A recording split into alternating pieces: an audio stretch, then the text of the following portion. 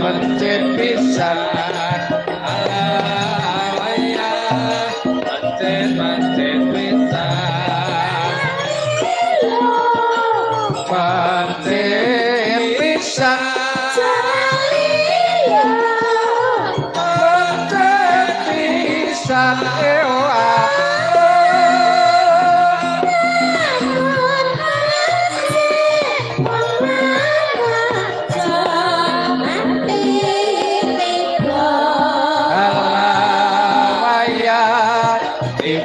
tiba pisan alamaya tiba pisan jalan liya tiba pisan jalan liya pisan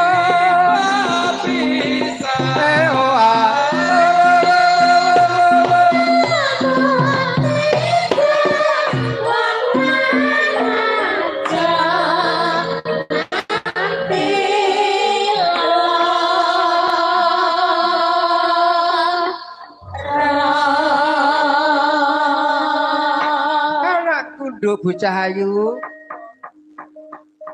Retno Pengasih ya ngopo mak ora kaya-kaya masak gedagan iki anggere ketok ngono anggere wis nembang karo swara gamelan wah jan aku ki anggere ngwaske tutukmu anggere nembang ki jane marem aku nganti mincuk iya karang le gawe yo pancen yo ngene jan mula yo nek nggo nyuwara yo kedaling swara cethok ayo a i yo i e yo e u yo u o yo o iya mula anakku siji tak domo-domo dasare jlogrong-jlogrong pinter cukup lahir lan batine iya mak nduk anakku mengayu ha napa mak ora kenyono-nyono aku dina iki tiban sampur ana padukuhan Gading Diri Tirta. Iya. Kapanewon Purwosari. Iya.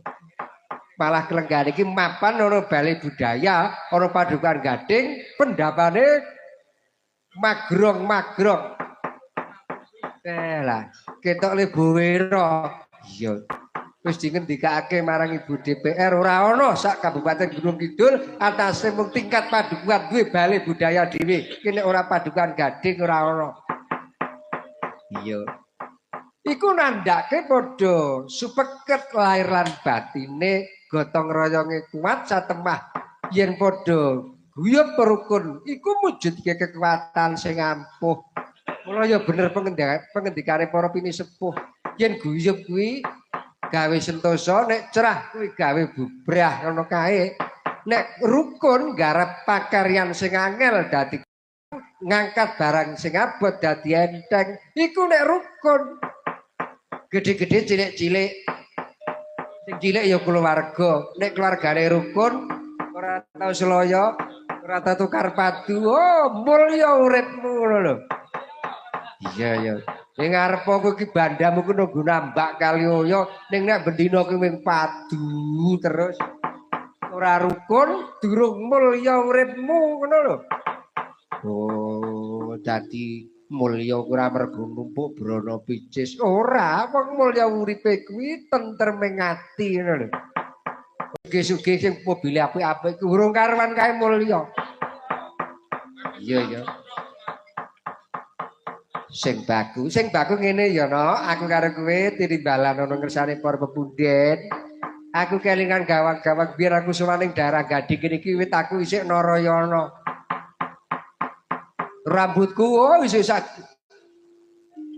geger ngono dawane biyen saiki suwan rene kelingan taun pira aku ora kelingan ana Gading kene durung ana Balai Budaya kaya mengkene iki keparenging para pinisepuh isik kelingan karo aku. Wah, iki aku bengi iki kelakon sewandrine. Sak kanca nggawa gamelan wayang yoga komplit sindene 5. Rikala semono padukuh rawuh ning gubukku rembuke rasa angel-angel sat-set jaman saiki rasa angel-angel. Dadi dina iki aku diparengke sowan rene. Pokoke ning kene iki rasa ngomongke bab duit ngisi-sini. Iya ya. Wong aku kowe iki cangik ora komersil. Iya ya. Sing baku kanca-kanca kuwi makarya. Kula ora ben wiagane 20. Terus warane 5. Apa ora gayeng ora gemarengkeng iya. Iya. Ning cara wong sekolah ora lulus. Loro. Mergo mencla-mencle iku lho sengit. Lah bareng digagalke, kula digagalke, kula nderek mboten ayo ora wis kebal.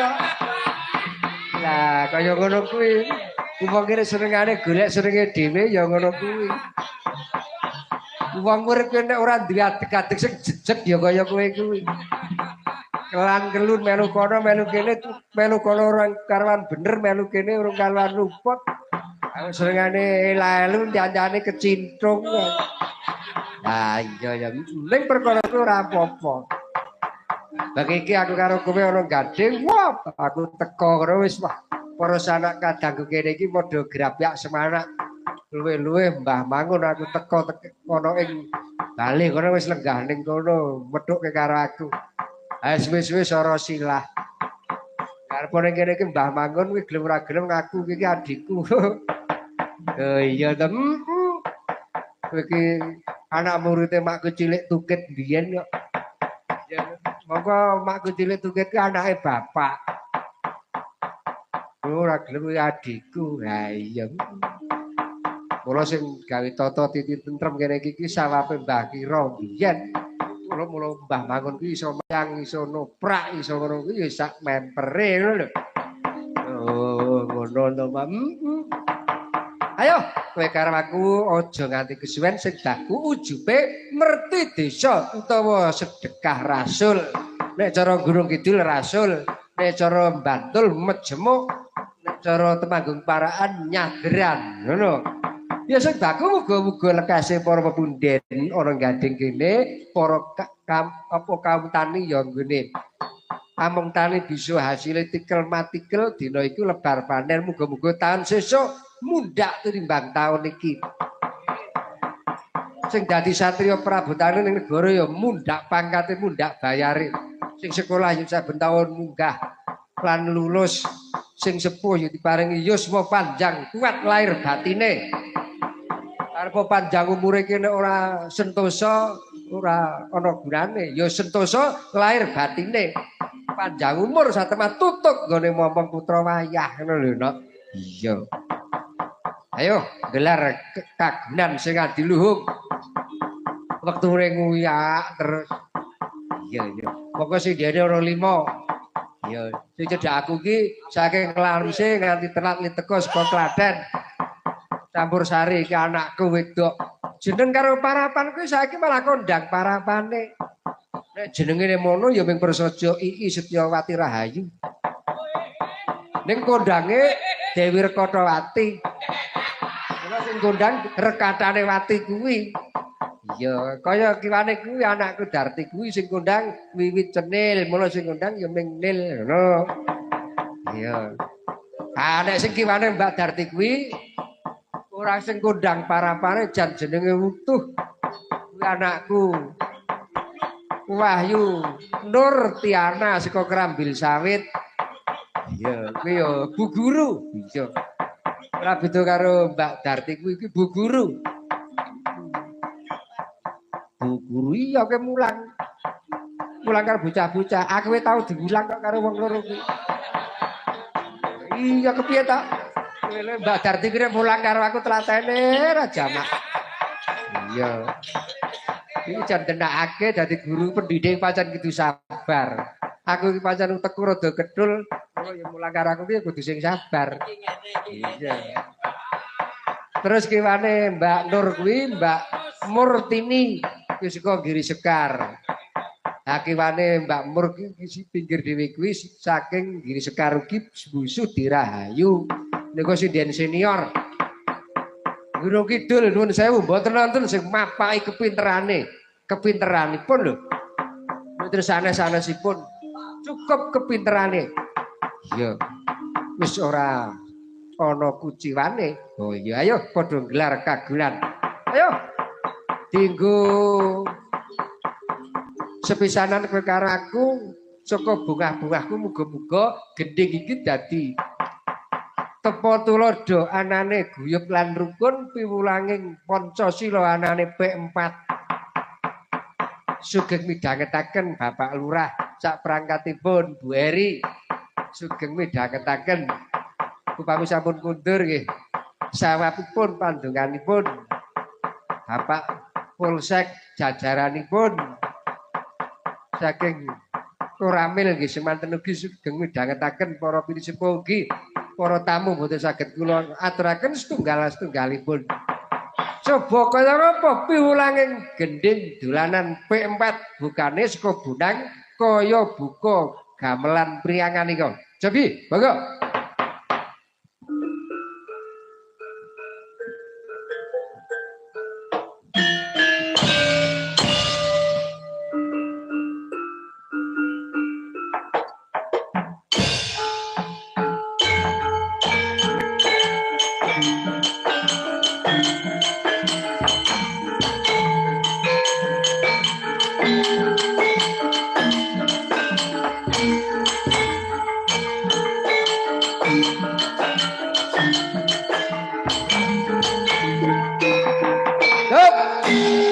Swara ibu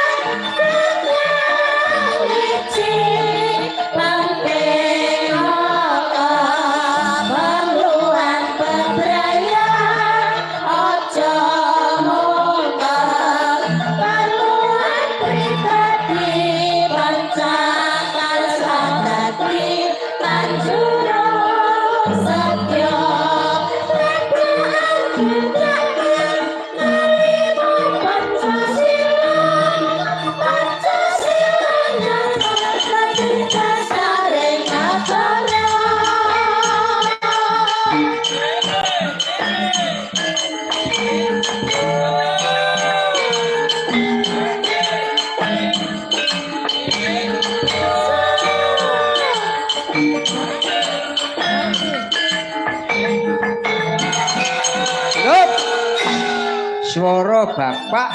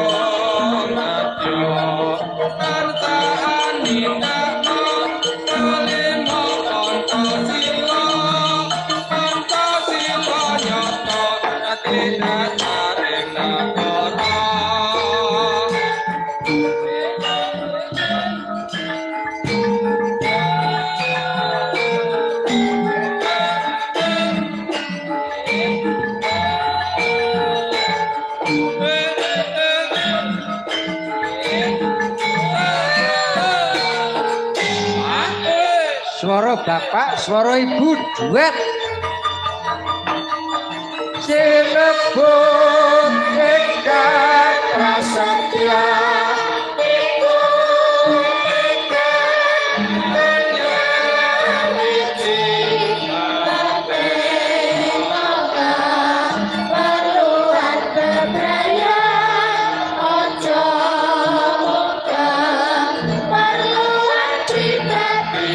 pancakarsa jati panjurung setya tansah nindakake kalima Pancasila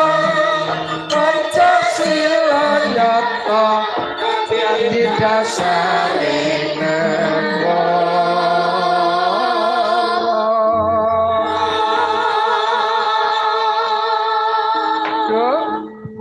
Pak lah ya iki di rungokke sing tenan dimidhakake sing tenan gedhe piwulanging Pancasila P4 iki negara kita iki negara gedhe saka Sabang sampai Merauke beda-beda agamane beda-beda adat istiadate parandene iso ditaleni guyub rukun ananing Pancasila mula piwulanging P4 iki kebak unggah-ungguh kebak tata krama ngono lho.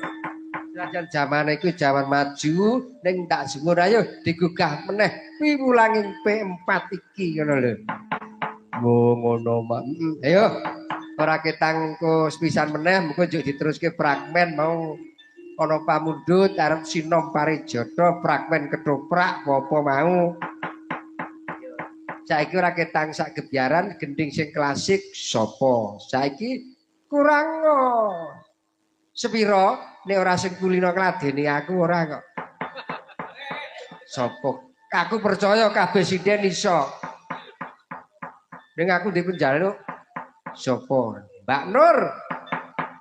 Coba kaya apa? Sinom Grandel. Kaya apa? Sinom Grandel.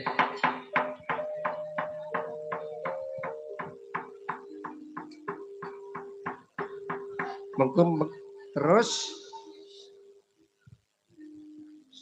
ana candake iya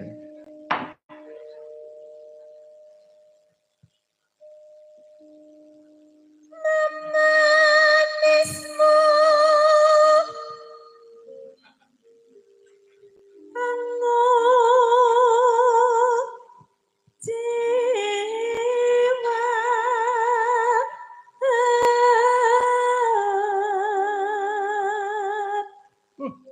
astaga ya ampun. Ana suara kok kaya ngono.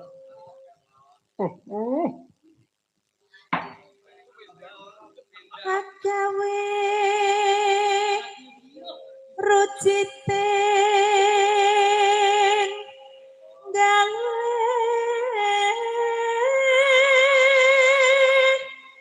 Waduh.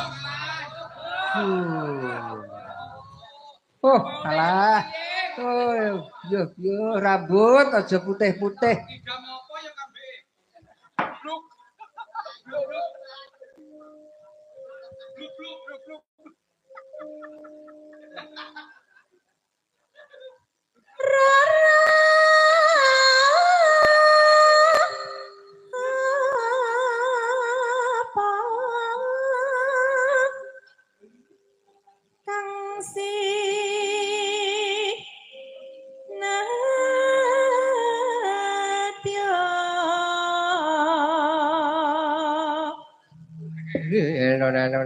No.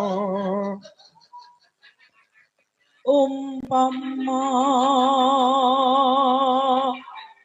munduta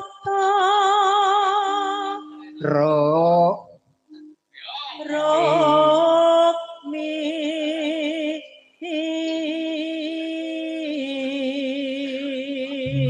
ya kaya ngene iki lho no. Sidir-sidir iku duwe lagu lagian dhewe-dhewe. Ya nek anak wedok iki anggere arep madake saben gatrane iki senengane miring. Sing kaya dimiringke. Ya. Beda karo Darti ming lugu. Pokoke gelem ya ngene iki aja ngene iki klasik. Lho. Yo ae. Ayo ya.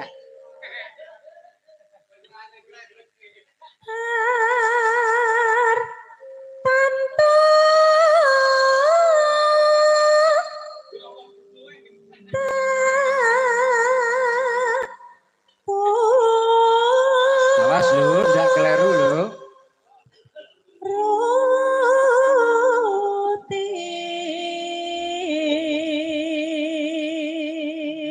Ayo kuwi dileng-eling to rekoto, kuwi sok klera-kleru. Taratantu takku ruti. Asik cetha ngono kuwi. Nggih menika Pak Lurah tasih lenggah ngaturaken sugeng dalu bujange kagem Pak Lurah. Oke sugeng dalu. Lan Wah Pak ajaranipun. Lurah, nggih Pak Lurah. Pak Lurah ki sugeng lenggahi ploso mrika. Oh ngaten. Nggih, rumiyin nggih sedekah niku sing sok ditimbali kula saiki ora tau. Saiki wis wakil anakku pian nih. Oh nggih. Mbok menawi ngenjang. Heeh. Ning Dipun ping kowe napa nggih? sing nyinden kowe ya. Dawuhe nyapu. Nyinden.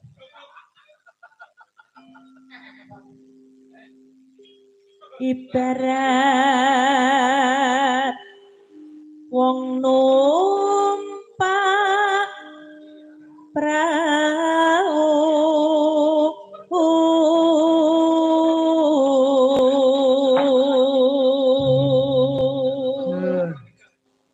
Serajan karo menggeh-menggeh ya. Ngeruwake ya isih nyamleng ngono lho. Iya, iki lothong. lumampah tanpa wala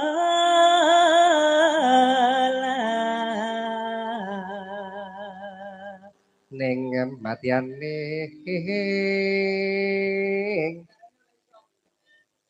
ning madyane jala niti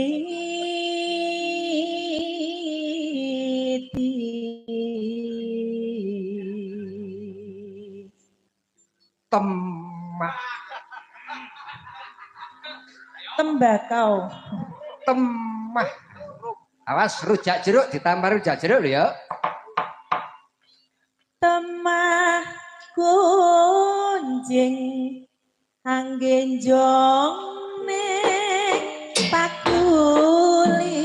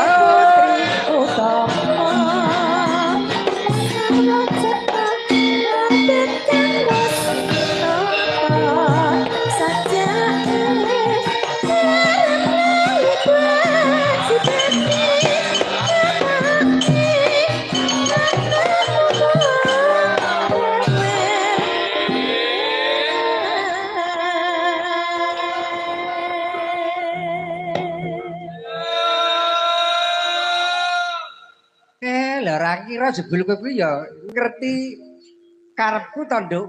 Ngerti wae. Aku kuwi gumun karo kowe ketok wong kluntah-kluntu jebul ya ngerti gendhik. Nah, iya.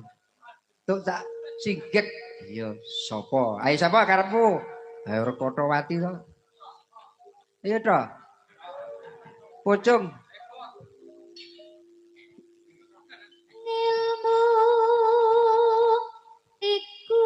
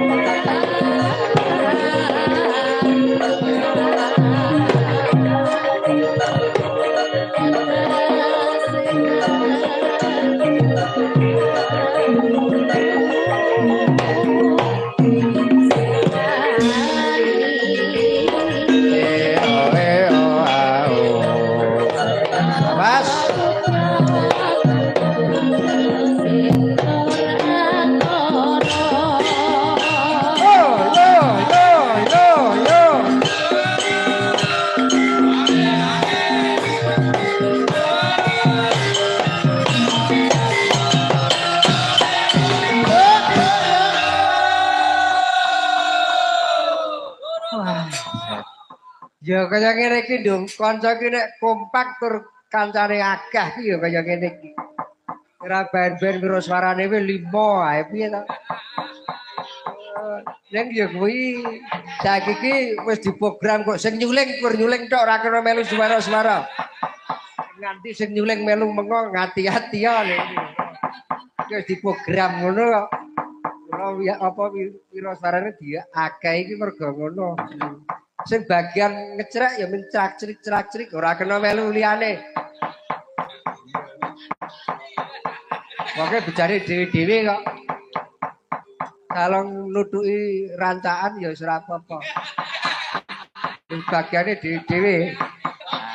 Ya karang ya wis dum-duman gawean kok ya. Ayo. Nduk, apa iki mau ana pamundhut Sinom Parijata cengkok ketoprak. Monggo ana fragmen ketoprak. Mau Pak Budin arep ngersake Sinom Parijata.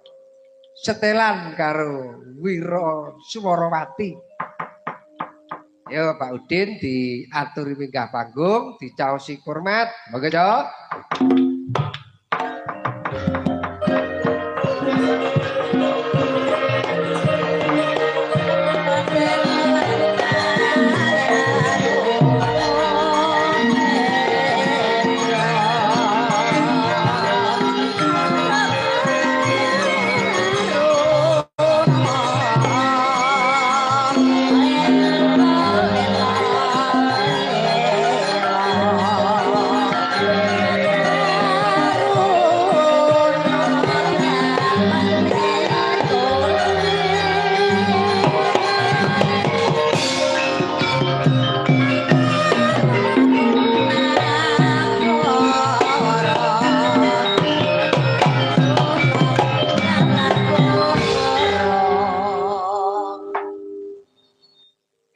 Tindak munggah mak wis ya turi kastomik sugeng dalu Pak Rudin.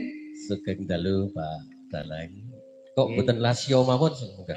Oh lha apa wonten pamundhut panjenengan to kok. Nek lasio malah setoke suarane apik. Sing apik rak tekonmu ya to. Menika masyarakat nyuwun gungan Sinom Parijata wonten fragmen gandrung to niku wau. Aduh. Jan suwe mboten nate gandrung pun saya sepon. Tenane. Kok wakil kowe piye? Ya mboten ketang sak polo monggo sinomipun gandrung matah kalian sinten sing panjenengan badhe kersake. Kula dipun peseni Pak Lurah Mbak Nur ngaten mau. Oh Mbak Nur. Oh nggih. Cocok Dan iki dapukanipun panjenengan Rumah saku ya ora dados kleren. sinten? Nggih panjenengan dados sinten etok-etoke. Hah? Bagusnya kaya ini kok dadi gentro iki. Oh. Pelok papat ya, Pak. Oh nggih Pelok belok. nggih. Yes. Grandelmu. Grandele Mas. Nggih. Nggih belok Bem, monggo. Ponggan kangetan pomer lo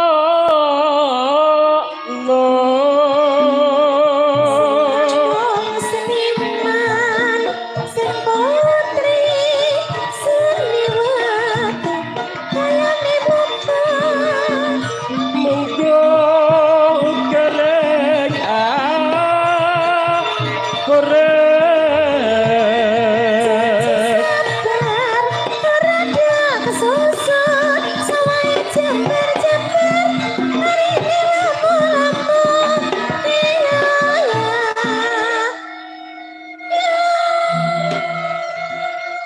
Diajeng Nur injih lho lha krambil sawitipun pundi nggih kula kerambil sawitipun bendo oh bendo injih lho ning sakmenika kula domisili Kanigoro Kanegoro derek sing kakung nggih injih derek mboten dalu niki mugi-mugi mboten nggih mboten nggih Lah Mugi-mugi pripun kok derek. jenengan tanglet anu jenengan nikahe tahun pinten nikahipun? nggih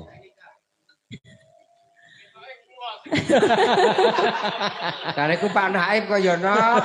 Nggih. aku kok mak sak teleraman ngono iki ketane Lah nggih, moga anak kula niku anggenipun kan ora lu ngoten iki Pak Penghulu maksud kula niku. Lah nggih. Sehat. putranipun sami pinten Kula nggih setunggal, nembe kula setunggal. pesen sejane ini anu putrane siji mawon Nggih. nggih ben taun Oh, ben taun niku setunggal. Kersanipun ngenjang ingkang dados manten niku kathah ngoten nggih, Pak. niru Mas Paiman niku nggih Lah pripun? niku siji ning kono siji ning kono siji ning kono Lah niku ketoke mboten suwe niku ajeng pidhaten Soko. niku sing ngejape nggih kula niku pun terbolo Ngoten, Pak. Nggih, kalau rumiyin nggih sampun nate kepanggih. nggih Pas kula nderek latihan ten Purwosari rumiyin. oh nggih Ketapruk nggih. Brian. ketoprak nggih ketoprak nek rumiyin ketapruk nggih Nggih menika dipun terus nggih dawuhi dados menapa kula? pun sinden mawon Oh, boten dados nggih. napa-napa nek Kula dados kula ki ambak mawon nggih nggih. kon nek kon gandrung iki masalahe kudu ngadeg nggih Lah nggih. bajutke diajeng sak tanggore Kowe kudu ngadeg pripun to jane ora ngadeg kuwi jane lek ngadeg wis mau. nggih diteke mon nek wis tuwa ki angel kon ngadeg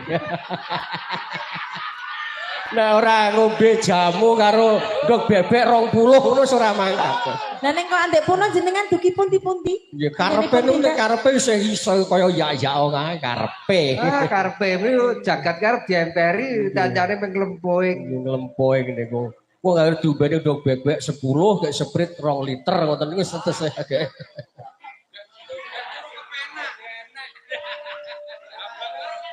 Bar jamu malah sontek.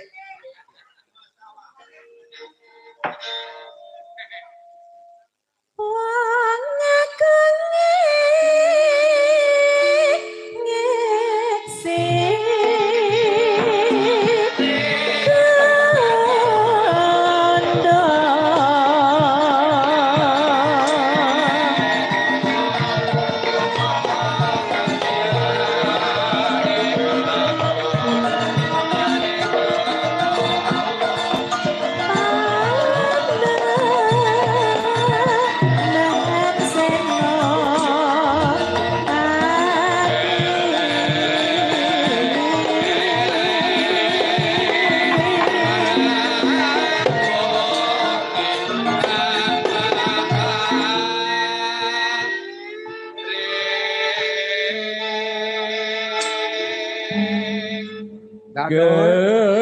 Gepati hamba Suki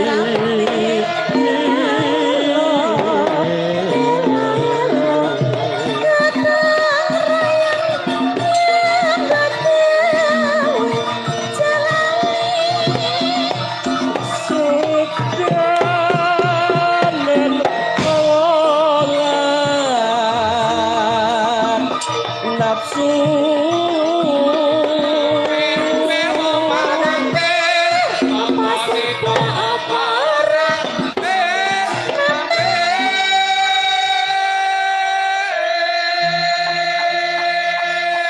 Yuk, Mbak Nur, iki ya. Inggih, Kudu sing hati-hati. canggih. Iki Pak Nurdin ki ya sok ngastor iki dadi jalan. Oh, menika nggih. saestu. Ning dalang ingkang kon anu sepisanan mau lho, Pak Dalang. Ya, pripun? Dalang napa kuwi lho? Wikalpa napa Wiguna napa Purbawisesa napa Dalang Jati. Wikalpa, masalah niku cerita ngarep karo tekan guri niku ora gathuk.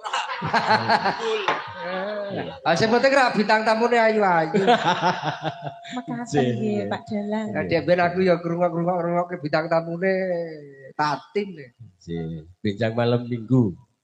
Wonten pundi, Bapak? Wonten SD Bedoyan kalih. Oh, Ning dirale kalih Mas Ansor. Kula ya mung ning ngarep tok dalang wikalpa niku mau. Dadi seko jejeran tekan guri niku ora gathuk.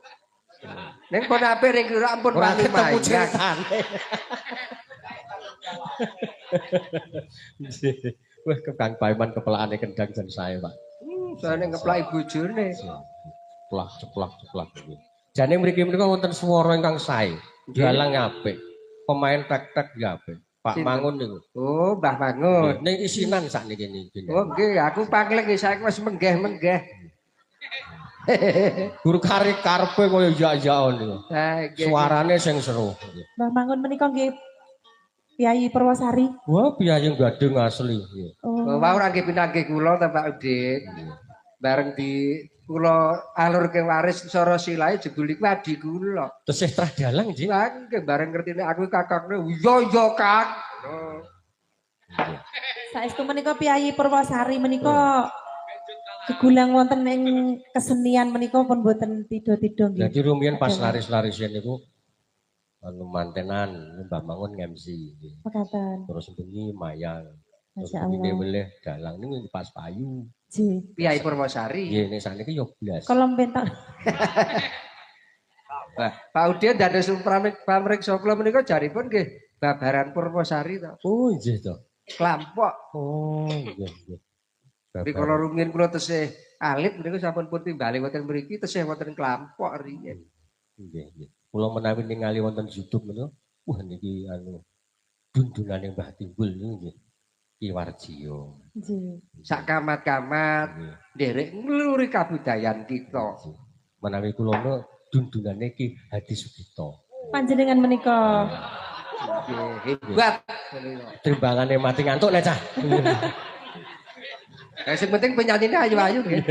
nanging menawi jenengan menika versi dipun pedhot kala wau. Nggih, pripun? Lah jenengan ngendikanipun enten pedhotanipun wonten kala wau. Oh nggih.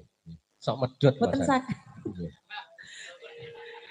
Lime kirang nganu. Jenengan napa di asta sindene niki kersane enten lime gek saged nyambung lho, Pak. Iya, nggih. Mbak Wiwit menika sinden kula kok sing mulang riyen. Ning ora tau bener. Nggih, monggo Mbak. Nggih. Ya.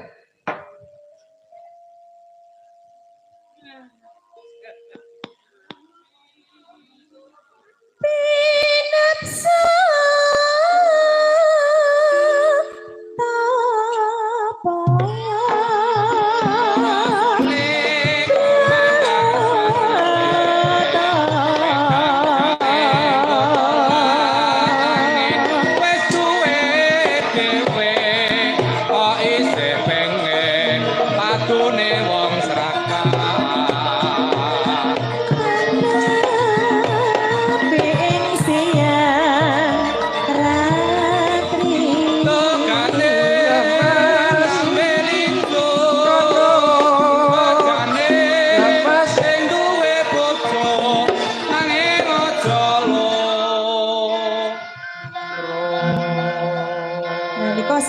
nika nggih rada marem. Nggih, rada cocok nggih, Mbak. Cocok. Wong menika ingkang dipun senggai menika kula kalian Pak Penghulu. Iki bab wong duwe bojo niku wau. Mboten entuk loro to, Mbak? Lah nggih ning malah nek tiga angsal. Lah kula niku Pripun Pak niku Pak? Ngejabke Kang Paiman niku Kang Paiman niku ngeceh-ceh naib. Ngeceh. Saged ngecah-cah niku pripun? Rabi pisan. Nggih. Leren pindho, leren Niku pun ping telu. benten naipe napa jenengan? Aku terus nih dadi iki bocah iki ngeceh-ceh nae iki aku. Ketingalipun tuman menika dipun naipi jenengan, Pak. Sampeyan iki dadi penggulu kok Sekeco ya nggih dipun apik naipi. ya. Dan jenengan dados naib niku amit sewu terlalu nyaman anggenipun. Pinangan dadosipun tuman. Demenake kok anggere sing ayu rada suwe. Mulang-mulangane duwe anjaran iki. Janipun tuman diparingi ular-ular nggih Pak nggih. Lah ning ular-ulare kok mboten masuk Pak? Acan ngayal dikabari. Apa dasare ular-ulare niku ngoten niku? Ular-ulare ora masuk prito pancen ora dimasukke kok ya. Ulare dimasukke ya bahaya. Oh nggih. Ular-ulare. Oh iya ular-ular, ular.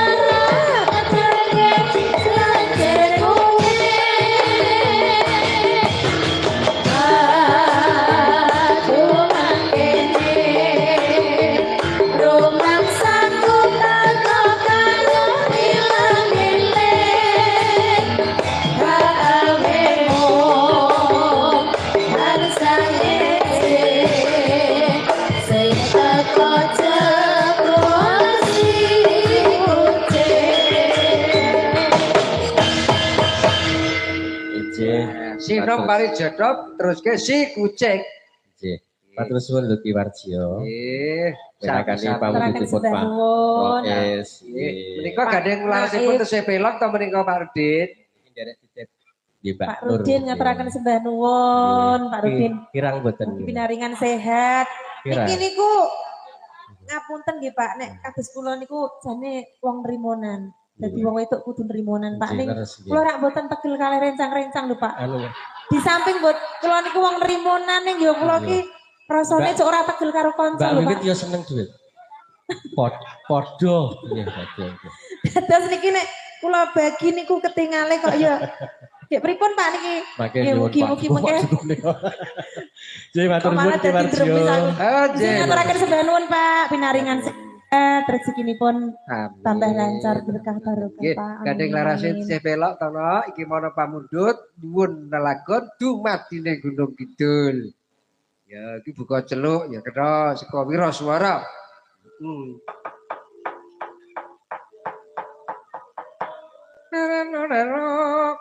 Rohanira dumadine Gunung Kidul.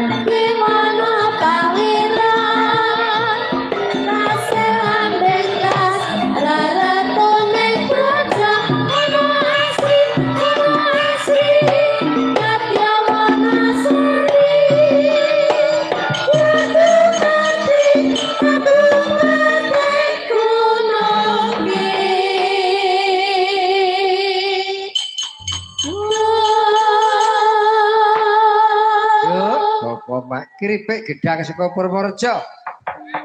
Sithik edang maton rata. Dipinangkani dumadine Gunung Kidul. Bahasra kencana-kencana aku teka kene sawetara jagongan dipun duti lakon Semara Bumi Semarbaya nggih sedika. Ayo padha nyamekake Duka Ratus gawe kiyaine. Sapa kiyaine? Wis arep munggah sanggar pamujan memita sing Bathara mengko ndak nampa duka ya ana hayo mak tak dherekke. Dahni pawaka si ing geni guna dahana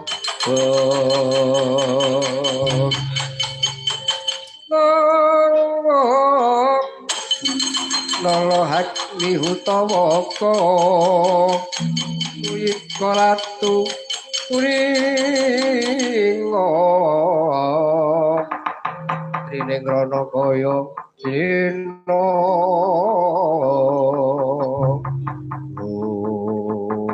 gul sinikek ingkang lagya suka parisuka kacarita kang kinareng dal-dal patih sengguni gawe sanggya para Kurawa iling-iling lamidatan kabidalaken pating barat pating gelep bergalak kaya Sardala Wikridita.